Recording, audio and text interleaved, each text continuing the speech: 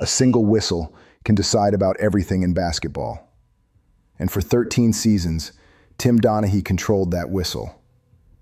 Veteran NBA referee. High player ratings. Worked playoff games, including the Malice at the Palace brawl. Nobody questioned him. But between December 2006 and April 2007, something impossible was happening. Gamblers were winning 15 straight bets on games he officiated. Not 13 out of 15, not 14, all 15. The mathematical odds? 32,768 to 1. $2,000 per correct pick. Later bumped to $5,000. Over $300,000 in 4 months while working NBA games on national television. This wasn't a referee with a gambling addiction. This was a referee manufacturing outcomes for organized crime. When FBI agents finally caught him, they discovered a criminal network stretching from suburban Philadelphia to mob families. Coded phone calls, airport hotel meetings, cash handoffs in parking lots. Statistical analysis proved he called more fouls on teams gamblers bet against, fewer fouls on teams they bet on. 13 of his games in one season fell within a single point of the Vegas line. He wasn't predicting games, he was controlling them. This is the biggest scandal in NBA history. The referee who fixed hundreds of games, the gambling ring that made millions, and the FBI investigation that exposed everything. This is Tim Donaghy's case. He grew up in Delaware County, Pennsylvania. Delco. Working-class Catholic neighborhoods where sports bars outnumber churches. His father, Jerry Donaghy, officiated college basketball for 40 years. 19 consecutive NCAA tournaments. 4 Final Fours. His uncle, Billy Oakes, spent 12 years as an NBA referee. This was literally the family profession. Donaghy joined the NBA in 1994. Climbed from high school gyms to the biggest stage in basketball. By the mid-2000s, he'd worked 772 regular season games and 26 playoff contests. Players ranked him highly. Coaches respected his judgment. The league trusted him with high-pressure assignments. November 2004, the Pistons and Pacers fought in the most infamous brawl in NBA history. The Malice at the Palace. 93 seconds of chaos. Donaghy was one of 3 officials working that game. The NBA chose him because they believed he could handle pressure. Nobody suspected corruption. But away from the court, Donaghy had developed a serious gambling problem. He bet on everything. Golf with friends, card games, casino trips, college football, the NFL, and eventually, the NBA. Spring 2003. Donaghy and a friend named Jack Concannon sat alone in a golf clubhouse after a round. According to court documents, they made a decision that would change both their lives. They decided to bet on NBA games Donaghy officiated. The logic was straightforward. Donaghy knew which referees worked which games. He understood how certain officials called fouls. He knew which players had problems with specific refs. He could read matchups and tendencies invisible to the public. That information had value. But Donaghy possessed something even more valuable, the whistle itself. The authority to call fouls, to put teams in the bonus, to send star players to the bench. When Concannon bet using Donaghy's picks, he won between 60 and 70% of the time, far above what luck allows. Other gamblers noticed. A betting operation in the Delco area, known as the Animals, started tracking Donaghy's games. The group had colorful nicknames: Sheep, Rhino, Tiger, Rooster, Seal. They studied box scores religiously. One gambler later told ESPN, quote, "If you looked at the stats, you could see he was calling more fouls on the team he bet against and less fouls on the team he bet on. That was obvious." Another said, "Did I assume he was fixing the games? Yeah, I did. But I didn't give a shit because it was great information. From 2003 to 2007, we didn't miss a game. Any game that he reffed, we had a wager on. For 4 years, Donaghy operated quietly. Small bets through Concannon, low profile, no red flags. He and Concannon split the profits privately. The NBA never noticed. Or if they did, they didn't act. But in December 2006, one of those gamblers decided passive observation wasn't enough. His name was James Batista, nickname Baba, also known as the Sheep. Batista was a professional gambler, an underground bet broker who moved massive amounts of money for high-level players. He'd heard about Donaghy's accuracy through the Delco gambling network. He didn't just want information, he wanted a partnership. And when Batista made his move, everything escalated. December 12, 2006, late night, Philadelphia Airport Marriott, a restaurant called Riverbend Bar and Grill. 3 men sat in the otherwise empty dining area. Tim Donaghy, James Batista, Tommy Martino, a mutual friend from Cardinal O'Hara High School who would serve as middleman. They were about to finalize what Donaghy would later call the marriage. Batista laid out his terms. Donaghy provides picks on NBA games he officiates. Batista places massive bets through his underground network. Donaghy receives $2,000 per game, but only if the pick wins. Later, Batista would increase the payment to $5,000. The picks were that accurate. Batista made one demand. Donaghy had to stop betting with Concannon. No side deals. Everything flows through Batista now. Total control. Donaghy agreed. After the meeting, the 3 men walked to a nearby gas station, sat in a car under fluorescent lights, smoked a joint, made a pact. Tell nobody. Donaghy and Martino developed a code for phone communications. If Donaghy mentioned Martino's older brother, the pick was the home team. Younger brother meant the visiting team. Simple, effective, deniable. Martino relayed picks to Batista. Batista placed bets through underground bookmakers with ties to organized crime. Money flowed through what some gamblers called the company, or the ticket. The amounts Donaghy earned remained disputed. Batista later claimed he paid between $201,000 and $209,000 during those 4 months. Martino said $120,000. Donaghy admitted to $30,000 in his guilty plea, but later revised upward. The exact figure doesn't matter. The win rate does. During the 2006-2007 season, Big Money won 15 consecutive games where Donaghy officiated, and the point spread moved significantly before tip-off. 15 straight wins. The odds of that happening randomly? 32,768 to 1. Over Donaghy's final 2 seasons, teams scored more points than Las Vegas expected 57% of the time in his games. In the previous 2 seasons, only 44%.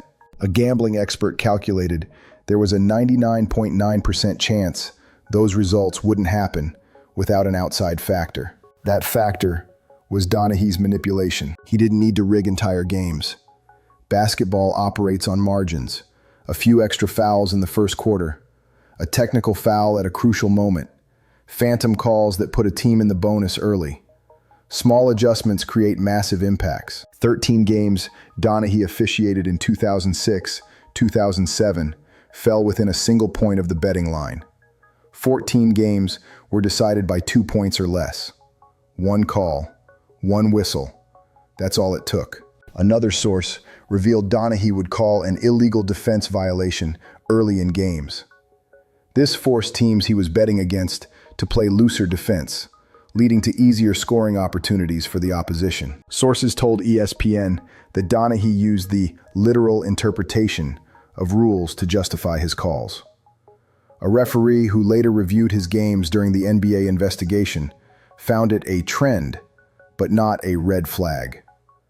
That observation was buried in the league's internal report. Tommy Martino later told investigators that Donaghy only offered picks on games he personally officiated. When Donaghy gave picks on games he didn't work, those picks usually lost. Translation: his edge wasn't knowledge, it was control. For 4 months, the operation ran flawlessly. Donaghy made the calls. Batista collected millions. The NBA remained oblivious. Until the FBI stumbled onto Donaghy during an unrelated investigation into the Gambino crime family. To understand how Donaghy fixed games, you need to see a specific example.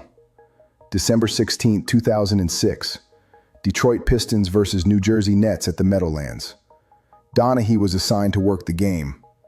That morning, Batista received the pick, bet on Detroit to cover the spread. By game time, Vegas bookmakers had noticed unusual betting activity.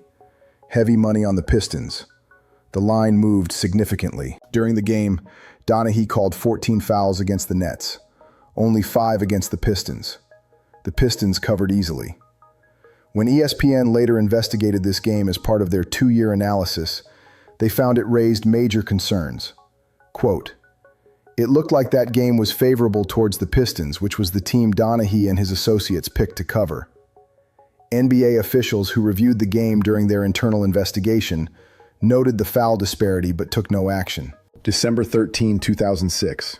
3 days earlier, Boston Celtics at Philadelphia 76ers, another Donaghy game. The 76ers coach at the time was Maurice Cheeks. Donaghy later claimed his fellow referee Derek Stafford had a personal vendetta against Cheeks. Stafford allegedly didn't think Cheeks took coaching seriously. Donaghy knew Philadelphia would have a difficult night. The Celtics won 101-81, a blowout. The Wells Fargo Center crowd booed their own team mercilessly. Tommy Heinsohn, broadcasting for the Celtics, joked on air, "They're booing in Philly. I don't ever remember them booing in Philly." The Celtics won only 24 games that entire season. But they got one, thanks to officiating that seemed designed to embarrass the home team. January 19, 2007.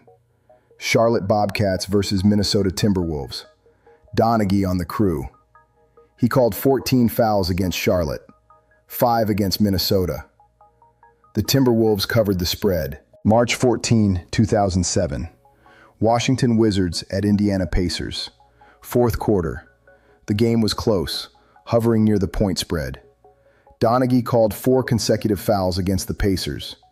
ESPN's analysis noted this sequence happened when the margin was near the betting line. What ESPN's report omitted? Immediately before that streak, Donaghy had called 4 consecutive fouls against the Wizards. He was manufacturing free throw opportunities, controlling the pace, manipulating the total score. April 29, 2007. Phoenix Suns at San Antonio Spurs. One of the final games before the FBI investigation became public. According to later testimony, this game raised red flags with Arizona authorities.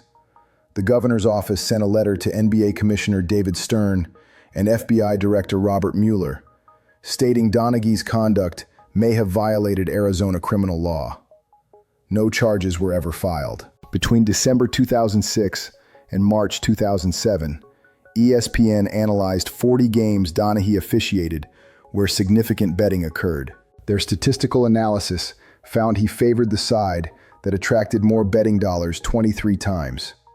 He called games neutrally 4 times. He favored the side with less betting money 3 times. A 23-3-4 record favoring the big bets. ESPN statisticians calculated the odds of that imbalance occurring randomly. 6,155-1. Another analysis by gambling expert R.J. Bell examined how often teams scored more points than Las Vegas expected in Donaghy's games. During his final 2 seasons, this happened 57% of the time. Normal NBA average, around 50%. Bell calculated there was a 99.9% chance that discrepancy didn't happen without outside influence. Professional gambler Haralabos Vulgaris later reviewed specific games and publicly identified contests where he believed Donaghy attempted to fix outcomes. Some succeeded.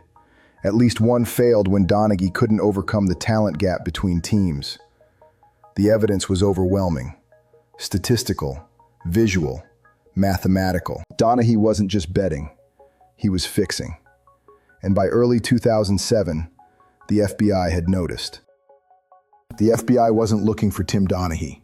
They were investigating organized crime, Gambino family activity, illegal sports betting operations in New York. During wiretaps and surveillance, agents noticed unusual betting patterns on NBA games.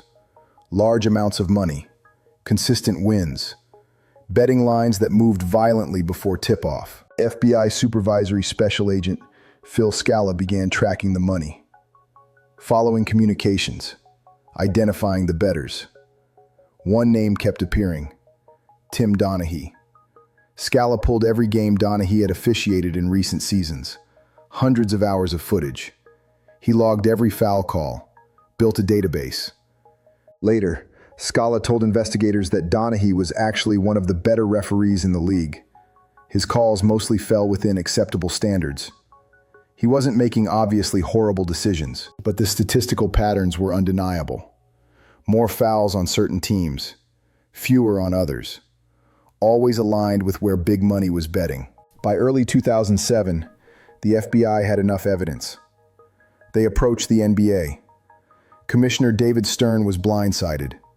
On July 20th, 2007, the New York Post broke the story publicly. A veteran NBA referee was under federal investigation for betting on games and allegedly fixing outcomes. Stern held a press conference. He called it, quote, "the most serious situation and worst situation that I have ever experienced." But Stern also framed Donaghy as a lone bad actor, a rogue official, an isolated incident. The NBA's position: this was one corrupt referee, not a systemic problem. Donaghy resigned on July 9th, 2007, the day before the story went public. Few weeks later, on August 15th, 2007, Donaghy surrendered to federal authorities and pleaded guilty to 2 charges: conspiracy to commit wire fraud, transmitting wagering information. In his guilty plea, Donaghy admitted using classified information from his position as an NBA referee. He admitted providing picks based on his knowledge of officiating crews, relationships between referees and players, and the physical condition of certain athletes. He admitted he compromised his objectivity because of personal financial interest in outcomes. What he didn't admit? That he fixed games. He claimed he only bet using insider knowledge, not manipulation. His co-conspirators told a different story. Tommy Martino, who cooperated with the FBI, testified that Donaghy only gave picks on games he personally officiated. When Donaghy provided picks on other games, those picks typically lost. That distinction matters. It separates insider trading from active fraud. James Batista initially refused to cooperate. He was prepared to face trial, up to 25 years in federal prison. But prosecutors eventually convinced him. Batista pleaded guilty. He was sentenced to 15 months. Martino received 366 days. Both served their time and were released. Donaghy faced the harshest penalty, not just from the courts, from the league, from his fellow referees, from the public. July 29, 2008. Judge Carol Amon sentenced Donaghy to 15 months in federal prison, 3 years supervised release, over $200,000 in restitution to the NBA. Donaghy could have received 33 months. The judge reduced his sentence because he cooperated with investigators. But Judge Amon made one thing clear, quote, "Without Mr. Donaghy, there was no scheme. He was the center, the architect, the only person who could turn NBA games into a criminal casino." In court, Donaghy apologized. He said he brought shame on himself, his family, and his profession. Then he went to prison, served 11 months, released early for good behavior. Most people assumed the story ended there. A disgraced referee, a gambling scandal, justice served. But Donaghy had one more bomb to drop, and it would shake the NBA to its foundation. June 11, 2008. While awaiting sentencing, Donaghy's lawyers released a statement making explosive new claims. Donaghy alleged the NBA office directed referees to manipulate playoff games, that league officials encouraged certain outcomes for television ratings, that he wasn't the only corrupt referee. Specifically, Donaghy claimed the NBA told referees to favor the Los Angeles Lakers over the Sacramento Kings in the 2002 Western Conference Finals. Game 6 remains one of the most controversial games in NBA history. The Lakers shot 27 free throws in the fourth quarter. The Kings got 10. Fans accused the officials of rigging the series. Donaghy worked that game. Years later, he claimed the league told officials to extend the series for financial reasons. He also alleged the NBA instructed referees to favor the Miami Heat over Dallas in the 2006 finals. Dwayne Wade shot 97 free throws in 6 games, an absurd total. Donaghy said it wasn't an accident. In April 2014, Donaghy made another prediction. He claimed the NBA would push referees to help Brooklyn beat Toronto in the playoffs because a Nets-Heat second-round matchup would boost ratings. The Nets did advance. The matchup happened. But here's the problem. Donaghy provided zero proof. No documents, no recordings, just allegations from a convicted criminal trying to reduce his sentence. The NBA and Commissioner David Stern categorically denied everything. Stern said, quote, "On behalf of my officials, I'd like to tell you that they don't engage in the criminal conduct of which Mr. Donaghy has accused them." The NBA Referees Association issued a statement calling Donaghy's claims an attempt to deflect blame and reduce punishment. No other referee has ever come forward to support Donaghy's story. Are his claims true? Or is this a disgraced criminal trying to bring down the institution that fired him? We don't know. We may never know. What we do know is that Donaghy bet on and fixed games for at least 4 years. Court documents confirm it. Statistical analysis proves it. His co-conspirators testified to it. Whether the NBA itself was corrupt remains an open question. But Donaghy's allegations did lasting damage. They fueled conspiracy theories, made fans question every close playoff game, cast a permanent shadow over NBA officiating. In 2017, ESPN launched a 2-year investigation. They interviewed over 100 people, filed Freedom of Information Act requests, analyzed thousands of pages of court documents. Their conclusion? Donaghy conspired to fix NBA games, not just bet on them, fix them. The statistical evidence was overwhelming. He called more fouls on teams gamblers bet against, put opposing teams in the bonus earlier, used technical fouls to shift momentum. A mathematical analysis calculated the odds of his foul calls being random, 4.1%, meaning there's a 95.9% chance he was manipulating outcomes. In 2019, a movie called Inside Game dramatized the scandal. Tommy Martino participated in promotions. He admitted publicly that he and Donaghy had lied years earlier about threats from Batista. Donaghy appeared at the premiere, his first public appearance since prison. He still maintains he never fixed games, just bet on them using insider knowledge. Nobody believes him. In 2022, Netflix released a documentary called Untold: Operation Flagrant Foul. Jimmy Batista appeared on camera. He said, quote, "Elvis was the king of rock. Timmy was the king of fixing games." Batista claimed he went 37-10 in 47 games with Donaghy, moving $2 million to $3 million per game. The documentary also revealed that Donaghy placed 134 phone calls to fellow referee Scott Foster between October 2006 and April 2007, the height of the fixing operation. Donaghy alleges Foster knew about the scheme. Foster has never been charged with any crime. The scandal permanently changed the NBA. Commissioner Stern revised referee conduct guidelines. The league implemented new oversight procedures. They began monitoring betting line movements aggressively. Every close call that affects point spreads now gets flagged for review. These procedures didn't exist before Donaghy. The scandal also hurt NBA referees personally. Fans at games started yelling, "Fix," and "How much do you have on the game?" at officials. Referees who had nothing to do with Donaghy's crimes faced constant suspicion. As for the people involved, their fates varied dramatically. James Batista served his sentence.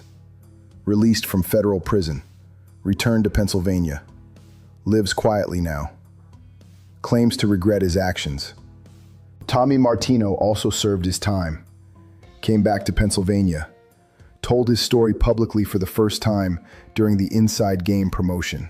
Tim Donaghy served 11 months, got out early, wrote a book called Personal Foul, gave interviews to 60 Minutes and CNN. He was arrested again in December 2017 for aggravated assault. Those charges were eventually dropped. In January 2021, Donaghy made his debut as a professional wrestling referee for Major League Wrestling. He has a heel referee gimmick. The storylines reference the gambling scandal. He's turned his disgrace into a brand. Donaghy divorced his wife Kim in 2007, shortly after the scandal broke. They have 4 daughters. His father, Jerry, told the Philadelphia Inquirer in 2008 that it was tough for him to even attend basketball games after what his son did. The Donaghy family name, once respected in basketball officiating circles, became synonymous with corruption. Tim Donaghy fixed 80 to 100 NBA games by his own count. Investigators believe the real number is much higher, possibly hundreds across 4 seasons. He made over $300,000 in 4 months. His gambling partners made millions. He served 11 months in federal prison, lost his career, destroyed his reputation, became the most disgraced official in sports history. The questions he raised haven't disappeared. How much discretion should referees have? How do we prevent corruption when outcomes depend on subjective judgment? Can fans ever fully trust what they're watching? Those questions matter more than ever. Legalized sports betting is exploding nationwide. Billions of dollars flow through betting markets every year. The temptation to manipulate outcomes has never been higher. The NBA says it learned from Donaghy, that oversight is stronger, that it can't happen again. Maybe they're right. Or maybe the next Tim Donaghy is out there right now, blowing a whistle, making calls, and nobody's noticing. If you want more deep dives into sports scandals the leagues don't want you to know about, hit that subscribe button. Drop a comment. Do you think NBA games are still being manipulated today? Thanks for watching. This is Foul Play.